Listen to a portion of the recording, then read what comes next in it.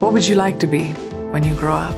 And it breaks my heart how so much potential is lost.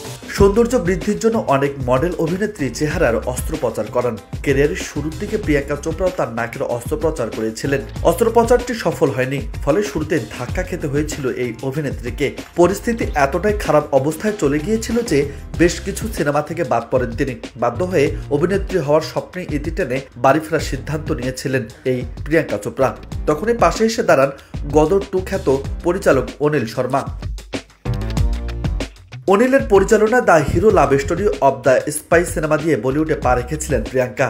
অভিনয়ের জন্য চুক্তিবদ্ধ হওয়ার পর সিনেমার শুটিং শুরুর আগে অস্ত্রোপচারের ঘটনার দ্য হিরো ছাড়তে হয়েছিল অভিনেত্রীকে।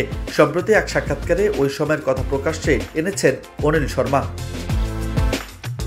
তিনি বলেছেন, প্রথম যখন প্রিয়াঙ্কা অস্ত্রোপচারের কথা শুনে ভেবেছিলাম সে হয়তো জুলিয়া রবার্টসের মতো লুকের জন্য একটা করেছে, ওকে বকাঝকাও করি। পরে জানতে পারি ওর কিছু শারীরিক সমস্যা ছিল, অস্ত্রোপচারও ভুল হয়েছে, এতে প্রিয়াঙ্কার কোনো দোষ ছিল না। অনিল আরও জানিয়েছেন, দ্য হিরোতে অভিনয়ের জন্য অগ্রিম হিসেবে 5 লাখ রুপি দেওয়া হয়েছিল প্রিয়াঙ্কাকে। একদিন সেই টাকা ফেরত দিতে গিয়েছিলেন তিনি। অনিল শর্মা আরও জানিয়েছেন, প্রিয়াঙ্কা চেক নিয়ে এসেছিল, মন খারাপ করে বলেছিল অস্ত্রোপচারের জেরে কয়েকটি সিনেমা থেকে বাদ দেওয়া হয়েছে তাকে। কোনো উপায় না পেয়ে বাড়ি ফিরে যাওয়ার সিদ্ধান্ত নিয়েছে। সেদিনে আমি প্রথম জানতে পারি তার অস্ত্রোপচারের বিষয়ে। প্রিয়াঙ্কা হতাশ হয়ে পড়লেও হাল ছাড়তে রাজি ছিলেন না অনিল। তখনই যশোরাজ ফিল্ম থেকে একজন মেকআপ আর্টিস্ট ডেকে নেন। মেকআপ আর্টিস্ট প্রিয়াঙ্কার চেহারার সমস্যাগুলো ঠিক করে দেন। এরপর আরও একটি স্কিন টেস্ট নেওয়া হয়। প্রিয়াঙ্কাকে আশ্বস্ত করে অনিল।